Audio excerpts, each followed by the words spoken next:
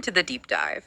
Today we are jumping straight into some of the most foundational and definitely most contested documents in history. We're talking about the Gospels. Yeah. Matthew, Mark, Luke, and John. Exactly. And the question for us, for you, for any critical thinker is actually pretty simple, but the stakes couldn't be higher.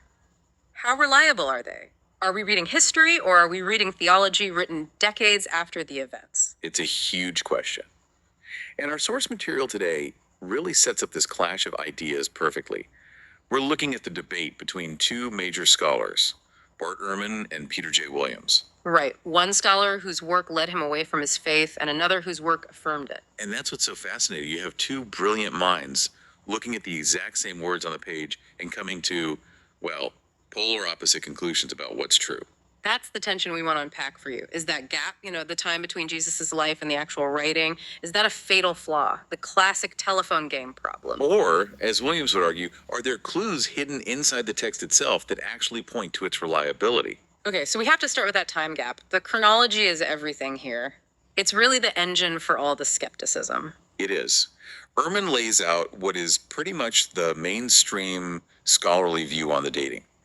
It starts with Mark's Gospel. The first one written. Right. Probably written around 70 AD, so that's already a 40-year gap after Jesus' death. 40 years. That's a long time for stories to just be told. A very long time. And then you get Matthew and Luke, probably a decade or so later, around 80 or 85 AD. They seem to be using Mark as one of their sources. And John is last. John is the outlier. Stylistically, theologically, it's usually dated much later, maybe 90, 95 AD. So you're looking at a 60, maybe 65-year gap. So to be clear, we've got stories that start in Aramaic, get passed around orally for decades, and are then written down in Greek by people who, for the most part, weren't eyewitnesses. And that, for Ehrman, is the whole problem right there. That process of oral transmission over that much time is just a perfect recipe for stories to get changed, embellished, or, corrupted. The time gap is the single biggest threat to their reliability. But this is where Williams really pushes back.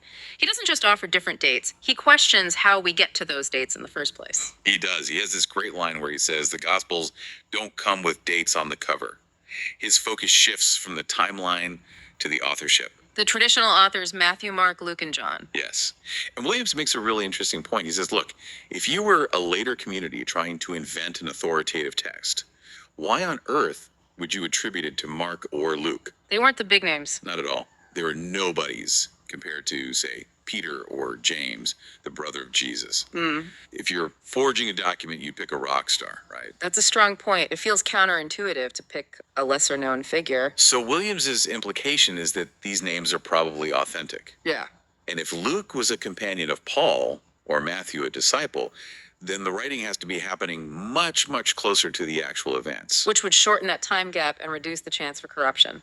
But this whole debate over dating always runs straight into the wall of 70 AD and the destruction of the temple in Jerusalem. Ah, yes.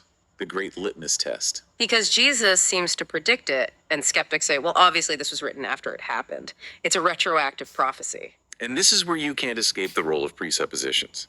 Williams basically says, if you start from a place of belief, if you think Jesus is the Son of God, then, well, of course he could predict things. There's no problem. So for him, the theology can inform the history. Yes. But Ehrman points out that it's not just about dismissing miracles. He notes that even when he was a fundamentalist Christian, he and many other conservative scholars agreed that John was written late. The dating isn't just about skepticism. It's also about literary clues within the text itself. Okay, so let's pivot to Williams's main argument for reliability. He says, let's look past the timeline debate and focus on the internal evidence, these telltale clues inside the text. What are they? This is his core thesis. He argues the Gospels are filled with this deep, granular, local knowledge that a later author living, say, in Turkey or Rome just wouldn't have. Give me an example. Well, geography, for one. The authors consistently know you travel up to Jerusalem and down to Jericho. They name 26 different towns, often in very specific contexts, and no local landmarks like the Kidron Valley. Okay, that's interesting. What else? It gets even more specific. He points to things like measurements. In Luke, the author uses these distinctly Palestinian agricultural measures: the seer, the core, the bath. Not the standard Greek or Roman units. No, these are hyperlocal. Or he'll use a specific religious phrase like sons of light, which is very Palestinian. It's a pattern of what he calls close preservation. And he mentions things like the sycamore trees in Jericho. Yes, and connecting a parable about a nobleman going off to get a kingdom with the actual history of Archelaus, who did just that and built a palace nearby. It's a web of tiny interlocking details. The names are also a huge part of this, right? A massive part. Williams points to archaeological evidence from ossuaries. Those are ancient Jewish bone boxes, which show that the most common male name was Simon and the most common female name was Mary, just like in the Gospels. Now, hold on. A critic, like Ehrman, would surely say that's not surprising. If those were the most common names, of course they'd show up in a story set there. That's a fair challenge. Yeah. But Williams's point is more subtle. It's not just that the names are there, it's how they're handled. What do you mean? Whatever a popular name appears, it's immediately disambiguated. It's never just Simon, it's Simon Peter or Simon the Zealot. It's not just Mary, it's Mary Magdalene or Mary the mother of James. Ah. So the specificity suggests real people in a real community, not just generic characters. That's his argument, that this consistent pattern requires an intimate, on-the-ground knowledge. It suggests that the tradition wasn't just a free-for-all telephone game, it was carefully preserved. But this is the exact moment where Ehrman steps in with what feels like a devastating counterargument, the whole accuracy versus truth problem. Yes, this is absolutely crucial for you to get. Ehrman says, in essence, all of that is irrelevant. Irrelevant? How? Because an author can be 100% accurate about all the details, the geography, the names, the local customs, and still be, in his words, completely wrong about the story he told. He uses that thought experiment, the one set in London. He does. Imagine a historian, centuries from now, reads an account of our debate. They verify that London exists, that Vauxhall Bridge is real, that our names were real. Everything checks out. All the details are correct. All of them. But the story's main claim is that a massive gas leak leveled Westminster right before we started talking. The setting is accurate, but the core story is completely false. For Ehrman, proving the setting is real doesn't prove the story is true. So if all those details don't prove reliability, what, for Ehrman, proves unreliability? Contradictions. Irreconcilable contradictions. His method is to put the accounts side by side and ask, are these just different tellings, or are they fundamentally at odds with each other? And his primary example for this is the death of Judas. The death of Judas. It's the perfect case study. In the Gospel of Matthew, Judas is overcome with remorse. He throws the 30 pieces of silver into the temple, goes out and hangs himself. Okay.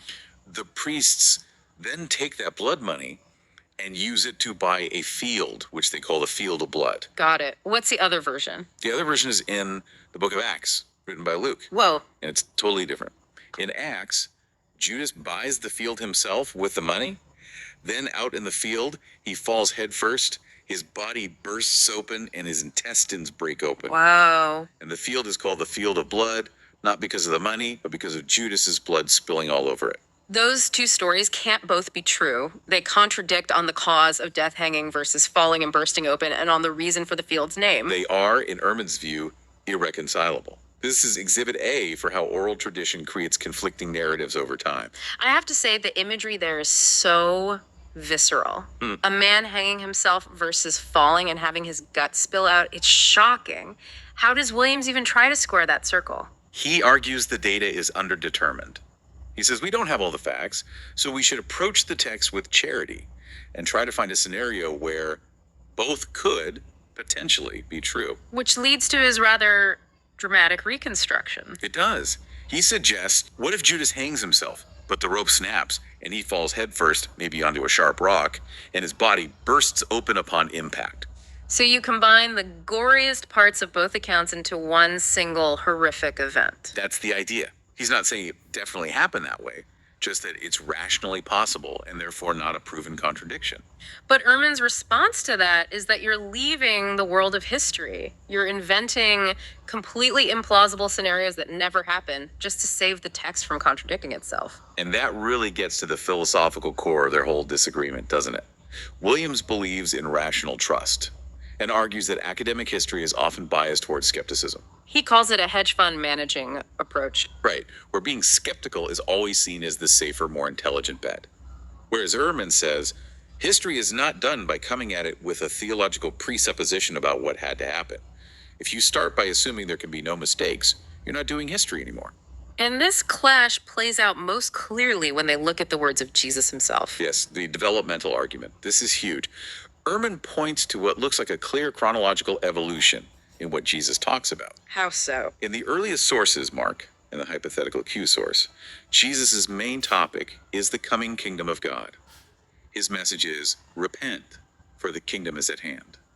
It's about an external event. But that changes by the time we get to the last gospel, John. Drastically. Yeah. In John, Jesus is no longer focused on the kingdom. He's focused on himself, his own divine identity. This is where you get all the famous I am sayings. I am the way, the truth, and the life. Before Abraham was, I am. Exactly. And Ehrman asks a very simple historical question. If the real historical Jesus was going around making these explicit, breathtaking claims of divinity, why is that almost completely absent from Mark, Matthew, and Luke? Why would they leave out the single most important thing about him? The historical explanation would be that they didn't leave it out. It wasn't there to begin with. Precisely. That the understanding of Jesus evolved, and later Christians, like the author of John, put these more theologically developed statements into his mouth. It's a theological modification. But William sees consistency where Ehrman sees development. He does. He warns against building a massive castle out of the differences. He'd point out that even in Mark, Jesus does things only God can do. Forgives sins, calms the storm. The divinity is shown through action, if not through monologue. For him, John isn't an invention. It's just a different style of presenting a consistent truth. So to pull it all together for you, the listener, we have these two completely divergent paths. On one side, you have Williams, who sees a pattern of converging details, the geography, the names, that all point toward a coherent, reliable tradition. He's using a method of rational trust. And on the other side, you have Ehrman using a method of historical skepticism, who sees contradictions like the death of Judas and developmental changes in Jesus' words as clear evidence of corruption by oral tradition. It really forces you to ask what standard of evidence you're going to apply.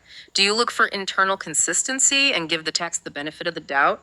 Or do you demand freedom from contradiction and historical plausibility above all else? There's no easy answer.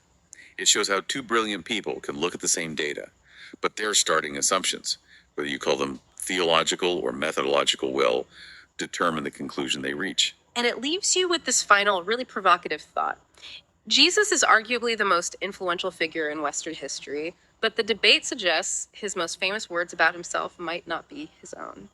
If the Gospel of John, the latest one, has the boldest claims of divinity, you have to decide. Are those claims historical recollections that the other writers just missed? Or are they beautiful, powerful theological modifications added by later believers trying to express their faith in the man they had come to worship as God? That's the question at the heart of it all.